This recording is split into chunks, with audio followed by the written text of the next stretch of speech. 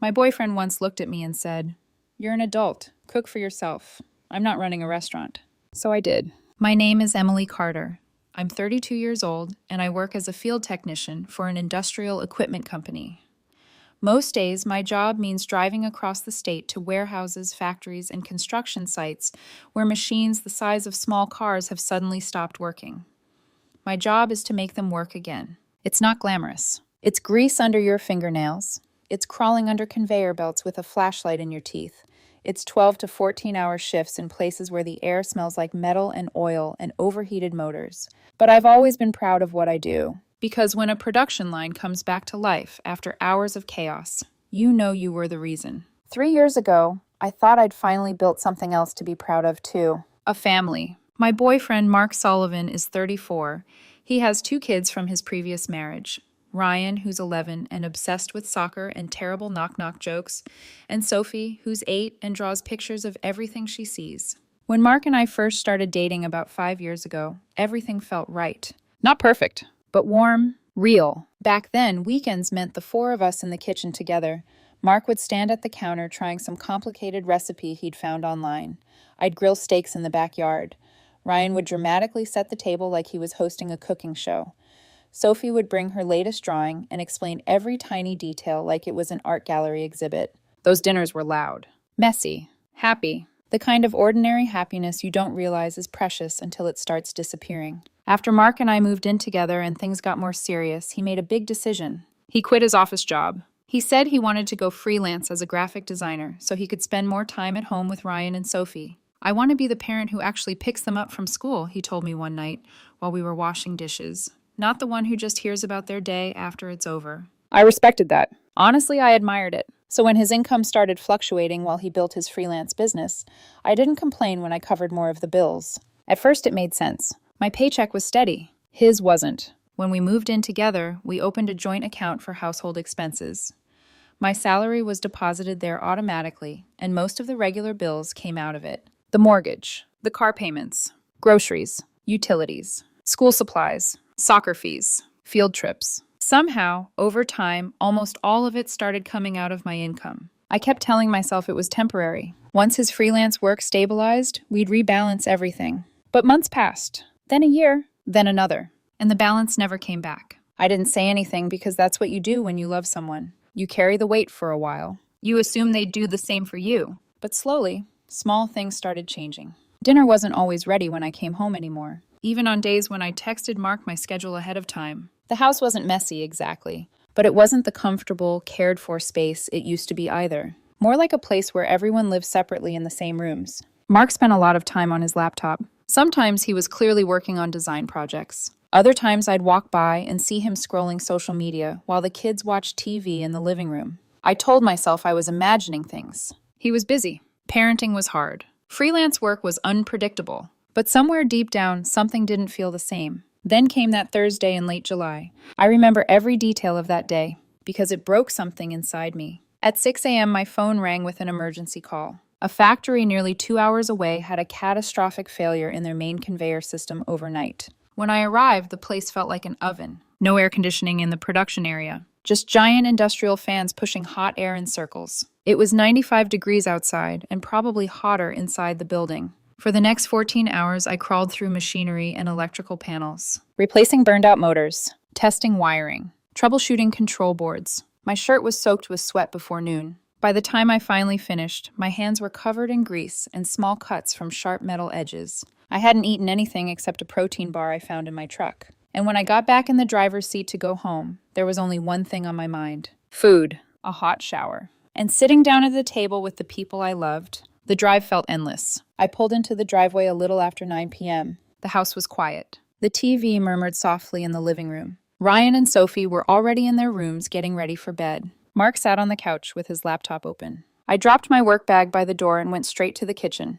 The refrigerator light spilled across the shelves as I opened the door. Sandwich ingredients. A couple yogurts. Half a pizza from 2 days ago that looked questionable. Nothing that resembled a real meal someone had saved for me. I stood there staring into the fridge longer than I should have. My body felt hollow from exhaustion. Finally, I walked back into the living room. "Hey," I said quietly, "is there anything for dinner?" Mark didn't even look up from his laptop.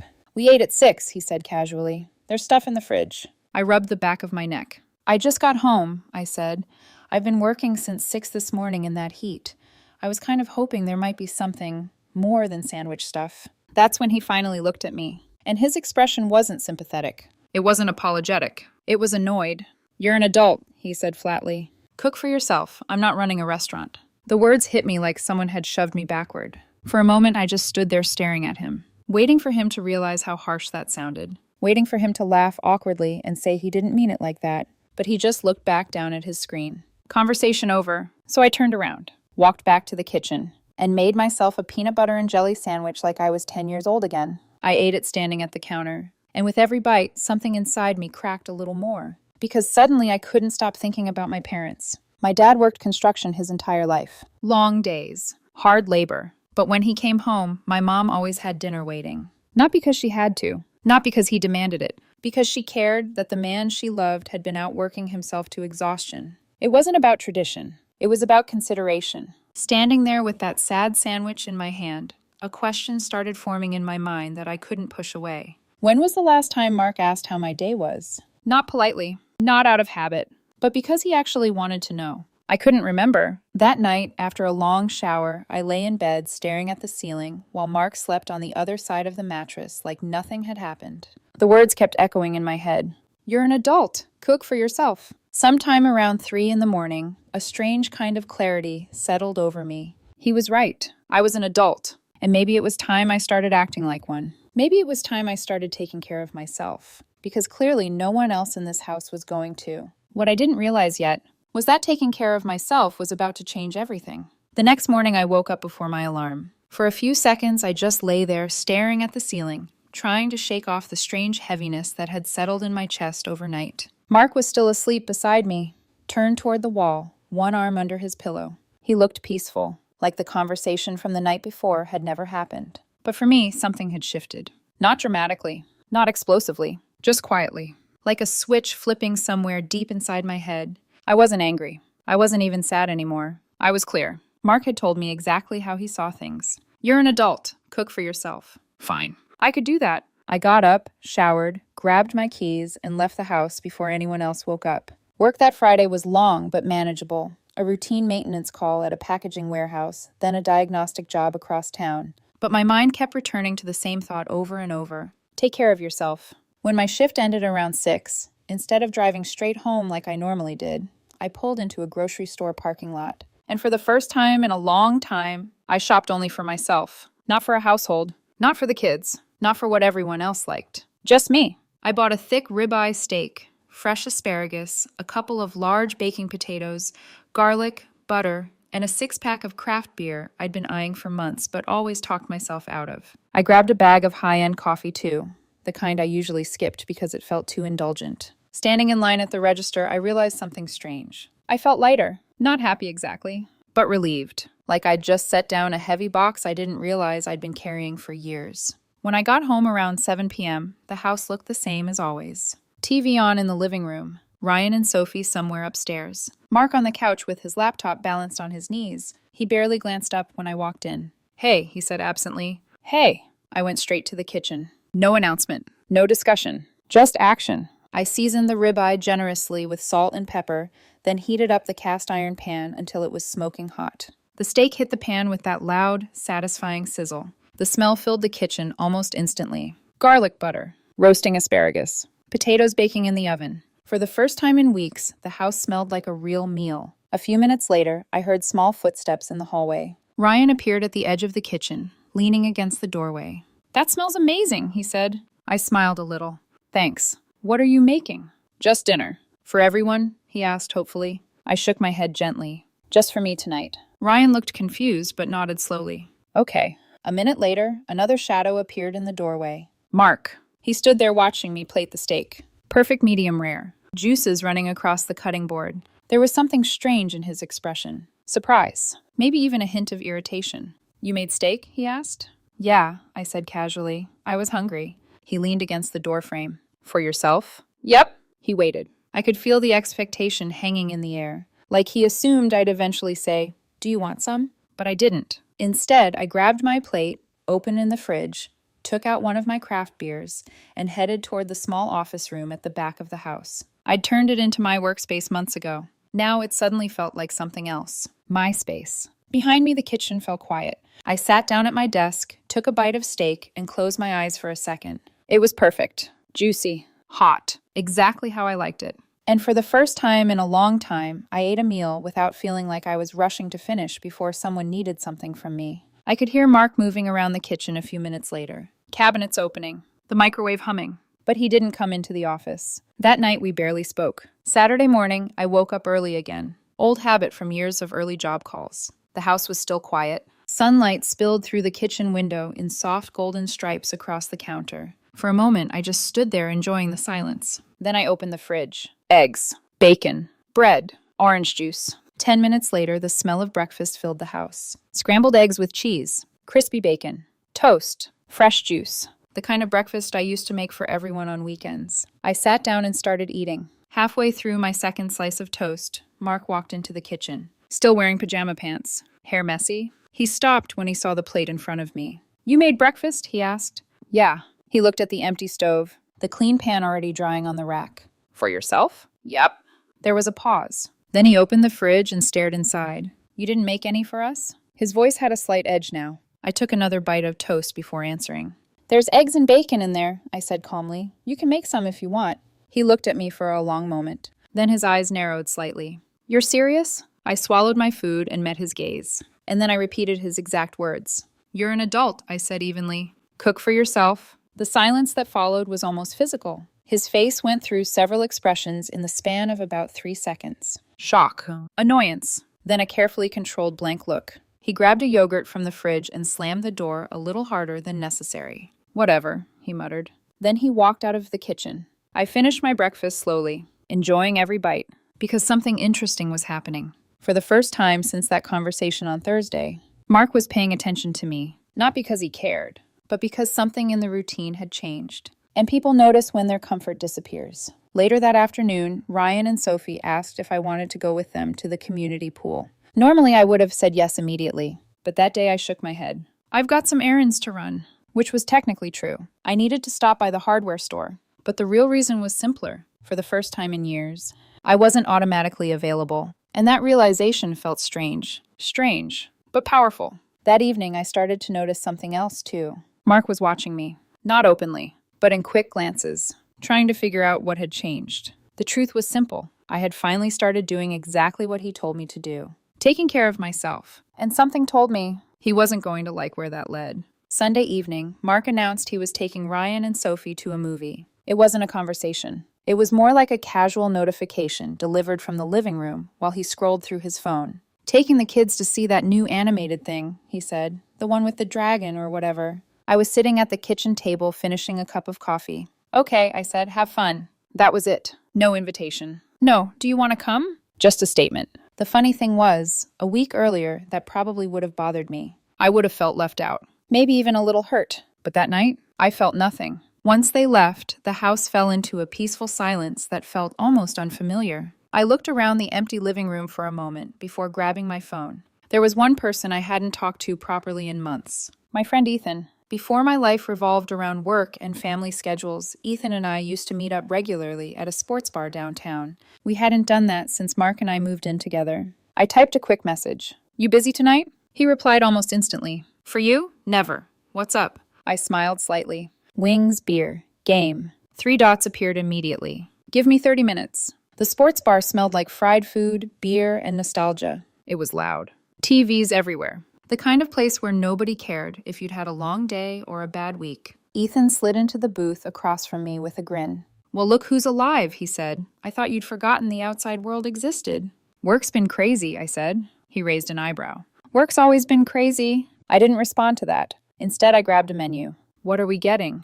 He laughed. "Okay, I see how it is. Straight to the wings." For the next 3 hours, we talked about everything except my relationship. Work stories, old memories, random nonsense about the game playing above the bar. And for the first time in weeks, maybe months, I felt relaxed. Not responsible for anyone. Not thinking about bills. Not worrying about whether dinner was ready or who needed a ride somewhere. Just existing. When I finally checked the time, it was nearly 9:30 p.m. I paid my half of the bill, said goodbye to Ethan, and drove home. The house lights were on when I pulled into the driveway. As soon as I stepped inside, I could feel the tension. Mark was sitting on the couch, arms crossed, waiting. "You went out?" he asked the moment I walked in. "Yeah," I said, slipping off my shoes. "Met Ethan for dinner." His eyebrows shot up. "You just went out?" "You guys went to the movies," I said calmly, "so I made plans." "That's not the same thing." I set my keys on the counter. "How is it different?" He sat forward now, clearly irritated. "We didn't invite you because you never want to see kids' movies." "That's true. But I thought maybe after the movie we could do something together," he said. I blinked. "You didn't mention that." "Well, I assumed—" "That's the problem," I interrupted gently. "You assumed." The room fell quiet. For a second, he just stared at me. Then he stood up abruptly. "Forget it," he muttered before walking toward the bedroom. The door closed harder than necessary. I stood there for a moment in the silence. Then I went to the kitchen, poured myself a glass of water, and went to bed. That moment became the beginning of a pattern. Monday evening, I came home from work, made dinner for myself, and ate in the office. Tuesday, Mark suddenly cooked a big meal for everyone. Pasta, garlic bread, salad. It felt performative, like he was trying to prove something. "Dinner's ready," he called out from the kitchen. I joined them at the table. The kids chatted about school. Mark kept glancing at me like he expected some kind of reaction. "This is nice," I said politely, but the energy felt forced, like we were all actors reading lines in a play that nobody believed anymore. Wednesday night, I did something small but symbolic. I started doing my own laundry. Just my clothes. I washed them, dried them, folded them, and carried the basket to my room. The rest of the laundry stayed in the hamper. The next morning, Mark noticed immediately. "You didn't wash the kids' stuff?" he asked. "I washed my clothes," I replied. "That's not what I asked." I shrugged. "They're your kids, Mark." His jaw tightened. "You've never had a problem helping before." "That's true. But now you do?" "Yes." That conversation ended quickly, but the tension in the house grew thicker with each passing day. Thursday afternoon, Mark texted me while I was finishing a repair job. "Can you pick Ryan up from soccer practice at 5?" I stared at the message for a moment. Normally, I would have said yes immediately. Instead, I typed back, "Can't, dentist appointment," which was true. I had finally scheduled a checkup I'd been putting off for months. 3 dots appeared, then disappeared, then appeared again. Finally, his reply came through. "Seriously?" "Yes." He didn't respond after that. That evening when I got home, he was waiting in the kitchen, angry. "You couldn't move your appointment?" he asked. "I've already rescheduled it twice, so I had to rearrange my whole afternoon," he snapped. I set my bag down. "Welcome to my normal day." His eyes flashed. "You never used to be like this." I crossed my arms. "Like what?"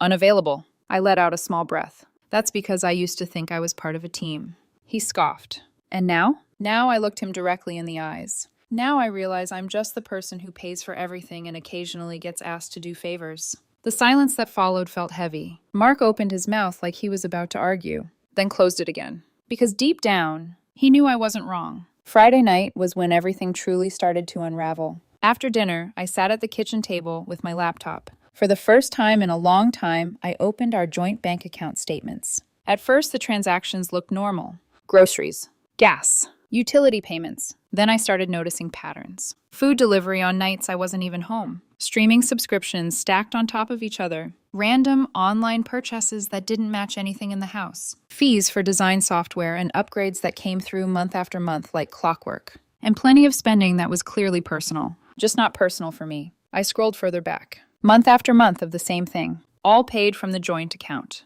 The account my paycheck went into. Meanwhile, Mark's freelance income went somewhere else. His personal account. An account I had never even seen. My stomach tightened as I continued reading. Because suddenly something became very clear. Every dollar I earned went toward supporting the household. But nothing, not a single purchase, was ever meant for me. No birthday gifts. No thoughtful surprises. Not even small things. Just bills, expenses, responsibilities. And the realization hit me slowly. But once it arrived, it was impossible to ignore. In this house, in this relationship, I wasn't a partner. I was the funding source. And the worst part? It had taken me 3 years to notice. A strange calm settled over me then. Not anger. Not yet.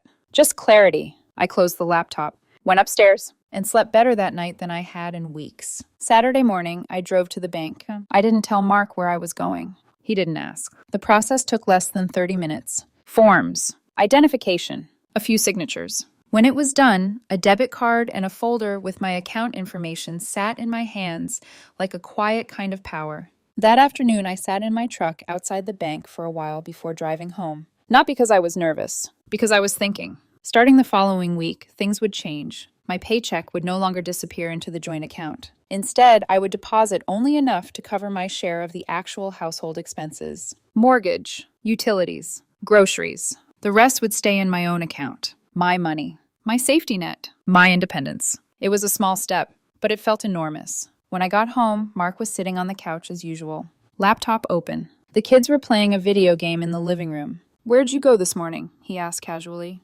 "The bank," I said. "For what?" I set my keys down on the counter. "Just looking into some options." That wasn't exactly a lie. I was investing in something. Myself. He nodded distractedly and went back to his laptop. He had no idea that the foundation of the life he'd grown comfortable with had just shifted. Sunday afternoon, I spent most of the day in the garage, organizing tools, cleaning up old equipment cases. Ryan wandered out around noon. "Need help?" he asked. I smiled. "Sure." For the next hour, he handed me wrenches while asking questions about everything. "What does this tool do? Why does that machine break? How do you know which wire goes where?" I answered each one patiently. And I realized something while we worked. Ryan didn't want anything from me. No money, no favors, just time, just attention. Later, Sophie came out holding a sheet of paper. "I made something," she said shyly. She handed it to me. It was a drawing. Our family. Stick figures, bright colors, a big yellow sun in the corner. Ryan, Sophie, Mark, and me. I smiled automatically.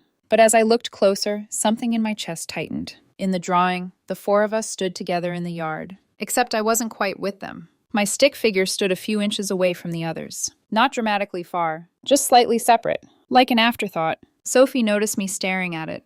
"Do you like it?" she asked. "I love it," I said quickly. And I meant that. I taped the drawing to my toolbox. But the image stayed in my head long after Sophie ran back inside. Because even an 8-year-old had unconsciously captured something I hadn't fully admitted yet. In this house, I didn't quite belong. That night, Mark and I lay in bed facing opposite sides of the mattress. The distance between us felt wider than the bed itself. He fell asleep quickly, his breathing steady and even. I stayed awake, staring at the dark ceiling, thinking about everything that had happened in the past week. The sandwich, the steak, the bank account, the drawing. Each moment felt like a puzzle piece sliding into place. And the picture they formed wasn't flattering. In this house, I wasn't a girlfriend. I wasn't a partner. I wasn't even really a parent figure. Despite 3 years of trying, I was a provider, a financial resource, someone who kept the machine running, but wasn't actually part of the life that machine supported. And that realization finally forced me to consider something I had never seriously thought about before. Maybe the problem wasn't figuring out how to fix this relationship. Maybe the real question was whether it was worth fixing at all. And that thought was the beginning of the end. Monday morning arrived with the same routine as always. My alarm went off at 5:30 a.m., and for a moment I lay there staring at the ceiling, listening to the quiet house around me. Mark slept beside me, his back turned. But now I understood something important. Distance isn't always created by silence. Sometimes it's built by years of being unseen. I got up quietly, showered, and left before anyone else woke up.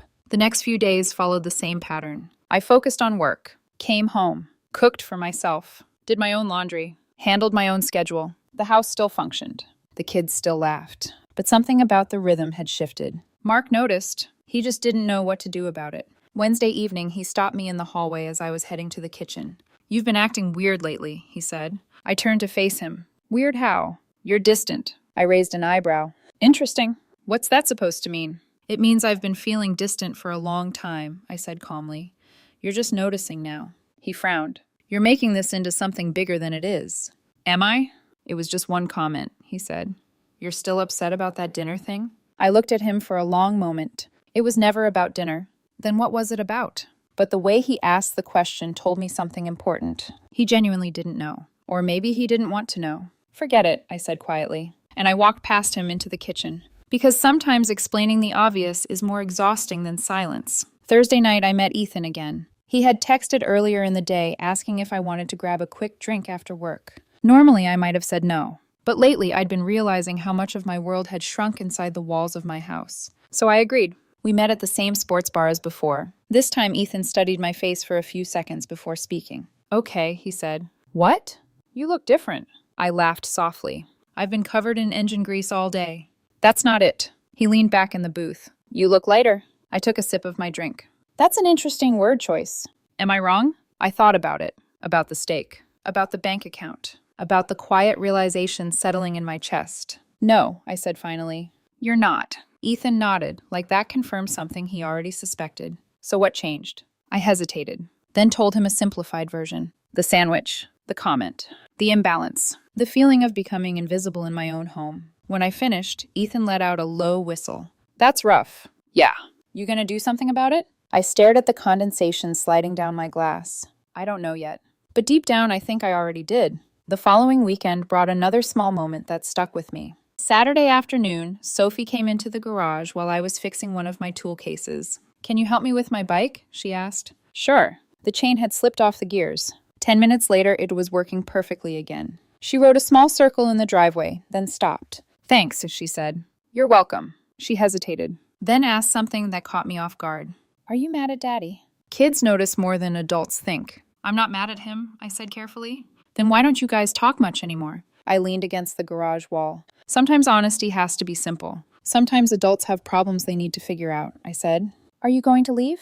The words hit harder than I expected. I crouched down so we were eye level. Hey, I said gently. This isn't about you or Ryan, okay? She nodded slowly, but the worry in her eyes stayed. After she rode away, I sat there in the garage for a long time, because Sophie's question had forced me to confront something I'd been circling around all week. Leaving. The word felt heavy, but it also felt possible. And that possibility changed everything. The following Monday, during my lunch break, I sat in my truck with my phone in my hand. There was one call I needed to make. A guy from work had mentioned a family law attorney months earlier during a conversation about his own separation. At the time, I hadn't paid much attention. Now the number was saved in my contacts. I stared at it for nearly a minute. Then I pressed call. A receptionist answered. Law offices of Robert Shen, how may I help you? Hi, I said. My name is Emily Carter. I was hoping to schedule a consultation. She asked a few basic questions, then said, We have an opening Wednesday afternoon. That works. When I hung up, my hands felt strangely steady. I sat there in the truck for a moment, staring through the windshield at the busy street. 2 weeks ago, the idea of calling a family law attorney would have felt unimaginable. Now it felt like information. Just information, not a decision. Not yet. But the moment you start gathering information, you're already walking down a path. And something told me this path was about to change everything. Wednesday afternoon, I left work early. Not dramatically. Just quietly told my supervisor I had an appointment and drove downtown through the slow crawl of late afternoon traffic. The law office sat on the 5th floor of a narrow brick building between a dental clinic and an insurance agency. Nothing fancy, just a small brass sign beside the elevator. Robert Shen, Family Law. My hands were steady as I pushed the door open. A receptionist greeted me with a polite smile and asked me to take a seat. The waiting room smelled faintly like coffee and printer paper. Neutral colors. A stack of magazines nobody ever reads. 10 minutes later, a door opened. A man in his 50s stepped out. Silver hair. Calm eyes. You must be Ms. Carter, he said. Yes. I'm Robert Shen. Come on in. His office was simple but organized. Legal books lined the walls. A window overlooked the busy street below. He gestured for me to sit across from his desk. So, he said, folding his hands together, tell me what's going on. And I did. Not dramatically. Not emotionally. Just facts. 3 years living together. Financial imbalance. The house. The kids. The joint account. The separate account. The feeling of being the only one carrying the weight. Robert listened without interrupting, occasionally jotting down notes. When I finished, he leaned back slightly in his chair. First question, he said. Are Ryan and Sophie biologically yours? No. He nodded slowly. That simplifies some aspects. Second question, whose name is on the house? Mine. Only yours? Yes. My parents gave me the down payment as a gift, I explained, and I've been paying the mortgage since the beginning. Robert tapped his pen lightly against his notebook. That's significant. How long have you been living together? 3 years. Legally married? No. He nodded again. That changes things considerably. I leaned forward slightly. What do you mean? It means, he said calmly, your financial exposure is limited. For the first time since sitting down, my heart skipped. Limited how? The house is in your name. The down payment came from your family. You've been the primary contributor to the mortgage. Without a legal marriage, any claim on that property becomes very weak. I blinked. So he wouldn't own part of it? Not under these circumstances. A wave of relief moved through me so suddenly I almost laughed. 3 years. 3 years I had quietly feared what would happen if things ever ended. Whether I'd lose the home I'd worked so hard to build. Robert continued, The joint bank account is also straightforward if your income is the primary source. It is. And his freelance income goes into a separate account. Robert nodded. That actually strengthens your position. For a moment, I just sat there absorbing the information, because suddenly the impossible scenario I'd imagined in my head didn't exist. Leaving wouldn't destroy me financially. I wouldn't lose everything. I had options. Real ones. Robert closed his notebook. Based on what you've told me, he said, this could be a very clean separation. I thanked him, shook his hand, and walked out of the office. I sat in my truck outside the building for nearly 20 minutes. People walked along the sidewalk, living their lives without knowing that my entire future had just shifted. Because before that meeting, I had believed something quietly but deeply, that I was trapped. Not emotionally, financially, but now that belief was gone. I could leave, without losing my home, without losing everything I'd worked for, and that realization changed the question completely. The question was no longer, can I leave? Now it was, should I? When I got home that evening, Mark was in the kitchen, helping Sophie with homework. Ryan was sitting at the table building something out of Lego pieces. For a moment, I stood in the doorway watching them. A normal family scene, the kind of moment people imagine when they think of stability. And part of me wondered if I was about to destroy that. But then another thought followed quickly. Had I ever really been part of that picture? Or had I simply been standing just outside it, holding the wallet? Mark glanced up. You're home early. Had an appointment. With who? A lawyer. The word slipped out before I could reconsider. His expression changed immediately. A lawyer? He repeated. Why? I leaned against the counter. Just asking questions. About what? About the house, finances, things like that. The room grew quiet. Ryan kept building his Lego structure. Sophie focused on her math worksheet. But Mark's eyes stayed locked on mine. You're being dramatic, he said after a moment. Am I? All this over a stupid argument about dinner? I shook my head slowly. This was never about dinner. Then what is it about? I looked at him carefully. Because the truth was simple and heavy. It's about feeling invisible in my own home. He scoffed softly. You're overthinking everything. Maybe. Or maybe I had finally started thinking clearly. That night after the kids went to bed, I asked him something simple. Can we talk this weekend? He frowned. About what? About us. He hesitated, then nodded. Fine. Saturday. No kids. No distractions. Just the two of us at the kitchen table. And somewhere deep inside me, I already knew how that conversation was going to end. Saturday afternoon arrived with a quiet heaviness in the air. Ryan and Sophie spent the morning at Mark's mother's place, a sleepover with Grandma. Mark sat at the kitchen table scrolling through his phone while I poured 2 cups of coffee. Neither of us spoke for a few minutes. Finally, I sat down across from him. We should talk now, I said. He sighed. If this is about that stupid comment again. It's not. He leaned back in his chair, clearly annoyed. Then what? I folded my hands on the table. I want you to listen for a minute, I said calmly, and try not to interrupt. His jaw tightened slightly, but he nodded. So I started explaining. Not emotionally, not accusing. Just honestly. I've been working 14-hour days in factories where it's nearly 100 degrees, I said. I come home exhausted, and most nights it feels like nobody even notices. He opened his mouth slightly, but I raised a hand. Let me finish. He leaned back again. I continued. I've been covering almost all of the household bills for 3 years. Mortgage, groceries, utilities, school stuff, everything. That's not fair, he said immediately. It is fair, I replied calmly. I checked the statements. He went quiet. I'm not upset about helping, I continued. That was never the issue. Then what is? The issue is feeling like the only reason I matter here is because I pay for everything. That's ridiculous. Is it? He ran a hand through his hair. You're acting like I've done nothing for this family. You've taken care of the kids, I said. Exactly. And I respect that. He leaned forward again. So what's the problem? I took a slow breath. The problem is that somewhere along the way, I stopped being your partner. He stared at me. I became the person who keeps the lights on. The one who pays for things. The one who fixes problems. That's not true. Then tell me the last time you asked about my day and actually listened. Silence. Not long, but long enough. And that comment, I continued, it wasn't about food. It was about realizing how little consideration I've been getting. Mark rolled his eyes slightly. Oh, come on. I felt something cold settle in my chest when he did that. You think I'm exaggerating, I said quietly. Because you are. You really believe that? Yes. He leaned back again, arms crossed now. You chose this job, he said. Nobody forced you to work 14 hours a day. That sentence landed harder than I expected, because suddenly the entire conversation made sense. He didn't see the sacrifice. He saw the paycheck. I nodded slowly. You're right, I said. I did choose this job. Exactly. But I didn't choose to feel invisible when I come home. He scoffed again. You're being dramatic. And in that moment, I knew. Not because of what he said, because of what he didn't say. He didn't say he appreciated me. He didn't say he cared. He didn't say he hadn't realized how things looked. Instead, he dismissed everything. So I asked the one question that had been sitting in my mind for weeks. What am I to you, Mark? He blinked. What? What am I to you? I repeated, besides the person paying the bills.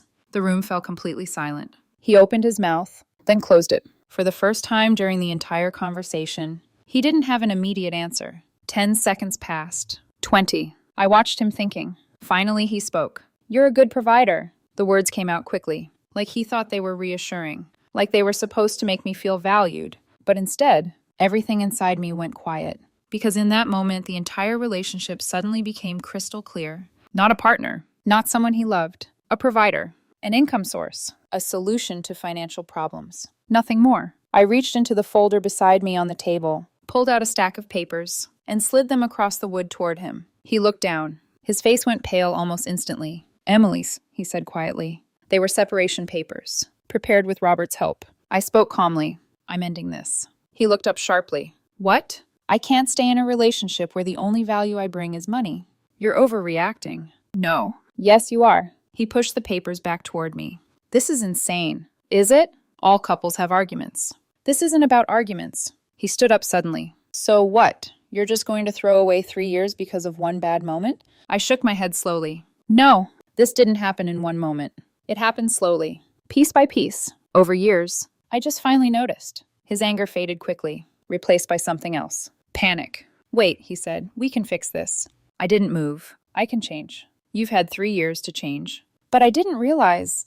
That's the problem, I said quietly. You never realized. His voice cracked slightly. Emily, please. For a moment, I almost felt sorry for him. Almost. But then I remembered the night I stood in the kitchen eating a peanut butter sandwich after 14 hours of work, and the way he didn't even look up from his laptop. If I have to force someone to care about me, I said softly, then it's not real. The room fell silent again, this time heavier, more final. The weeks after that conversation felt like living inside a house that had already been condemned. Nothing dramatic happened. No screaming, no slammed doors, just a quiet, heavy tension that followed us from room to room. Mark didn't sign the papers immediately. At first, he tried a different strategy. For a few days, he became the version of himself I had once hoped for. Dinner was ready when I got home from work. The house was cleaner. He asked how my day was, but something about it felt rehearsed, like someone performing a role they had just realized they were supposed to play. And the truth was, it came too late. Because once you see something clearly, you can't go back to the illusion you had before. I was polite, calm, but emotionally, I had already stepped away. After the first week, I moved my things into the spare bedroom. Not out of anger, just practicality. The silence between us was easier when there was a wall between our beds. Mark's attempts to fix things shifted after that. Some days he tried to act like nothing had happened. Other days he was cold and irritated. You're really going through with this? He asked one night while I was making tea in the kitchen. Yes. You're destroying our family. I looked at him carefully. I'm not the one who destroyed it. He shook his head in frustration. You're being stubborn. Maybe. But sometimes stubbornness is just another word for finally having boundaries. The kids noticed something was wrong long before either of us said anything. One evening, Ryan knocked on my bedroom door. Hey, he said quietly. Hey. He stepped inside. Are you moving out? The question caught me off guard. I sat down on the edge of the bed. Why do you think that? You and Dad don't talk anymore. Kids have a way of seeing things exactly as they are. I gestured for him to sit down beside me. Your dad and I are having some grown-up problems, I said gently. Are you and Dad breaking up? He asked. I hesitated for a moment. Yes. He stared at the floor. Sophie appeared in the doorway a moment later, like she had been listening in the hallway. Did we do something wrong? She asked softly. The question hit me harder than anything Mark had said during our argument. No, I said immediately. You didn't do anything wrong. Then why are you leaving? I knelt down so I was at eye level with both of them. This is between your dad and me, I said carefully. You two are the best part of this house. That hasn't changed. Ryan looked up. Will we still see you? My throat tightened. Because despite everything, I did care about them. Of course, I said. As long as you want to. Sophie wrapped her arms around me in a quick hug. Ryan followed a second later. It was one of the few moments during that entire process that actually hurt. Because the kids were innocent. They had never asked for any of this. A couple months later, the separation was real in the ways that mattered. Not a dramatic courtroom battle. Just paperwork. written agreements, signed forms, and the quiet logistics of someone moving their life into boxes. The night before Mark moved out, he tried one last time. I came home from work to find him dressed nicer than usual. Button-up shirt, clean jeans, his hair actually styled. "What's going on?" I asked. "I made reservations," he said. "For where?" "Our first date restaurant." The memory flickered briefly in my mind. A small Italian place downtown. Candlelight. Pasta. A conversation that had once felt like the beginning of something meaningful. "You don't have to pack tonight," he said. "We could just talk." I looked at him for a long moment. 6 months earlier, that gesture might have meant something. Now it felt like a scene from a movie I had already watched. The ending had already happened. "What we had ended a long time ago," I said quietly. "I just didn't admit it until recently." His shoulders slumped slightly. "You're really not giving this another chance?" "I already did. 3 years of chances. 3 years of hoping something would change." "I'm sorry," I said. And for the first time, I meant it. Not sorry for leaving. Sorry that things had reached the point where leaving was the only honest option. The next morning, Mark loaded his belongings into a rental truck. Ryan and Sophie climbed into the back seat of his car. Sophie waved through the window. Ryan gave a small nod. Then they drove away. And just like that, the house became quiet. Really quiet. For the first time in 3 years. The first night after Mark and the kids moved out felt strange. Not sad, just unfamiliar. No cartoons playing in the background. No footsteps running down the hallway. No sound of Mark typing on his laptop in the living room. Just silence. I stood in the kitchen for a long time that evening, looking around the same room where everything had slowly fallen apart. A few months earlier, I would have been terrified of this silence. Now it felt like space. Room to breathe. Room to think. Room to exist without constantly feeling like I was holding an entire household together. I cooked dinner that night. Nothing fancy. Just grilled chicken and vegetables. But when I sat down at the table, something about the moment felt different. For the first time in years, I wasn't eating quickly so I could jump up and fix someone else's problem. I wasn't wondering if someone was going to ask me to pay for something else. I was just eating. A simple meal. In a quiet house. And the peace of that moment surprised me. The following weeks passed slowly but steadily. Life began rearranging itself. Without the constant pressure of supporting an entire household, my days felt lighter. I started going to the gym after work. Nothing intense. Just enough to move my body and clear my head after long hours at job sites. I also reconnected with people I hadn't spoken to in years. Friends who had quietly drifted away while my world revolved around work and family responsibilities. One of those friends was Ethan. We started meeting up again once or twice a week. Usually the same sports bar. Same booth. Same terrible wings. One evening, about a month after the separation, he studied me carefully across the table. "You look different again," he said. I laughed. "Hopefully that's a good thing." "It is," he said. "You look like someone who finally got some sleep." That wasn't entirely wrong. For the first time in years, I wasn't waking up in the middle of the night worrying about money or responsibilities. The pressure had lifted. Not completely, but enough to breathe again. Work also began shifting in ways I hadn't expected. A few weeks after the separation, my supervisor pulled me aside at the warehouse during a routine inspection.